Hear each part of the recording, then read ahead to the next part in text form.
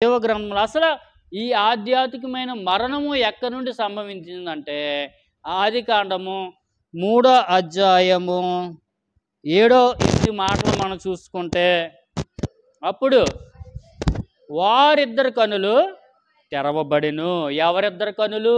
అప్పుడు దాకా కళ్ళు మూసుకునియా అంటే ఇక్కడ కళ్ళు అంటే మనకి చూసుకోవాలి. ఏ కళ్ళు తెరబడినాయి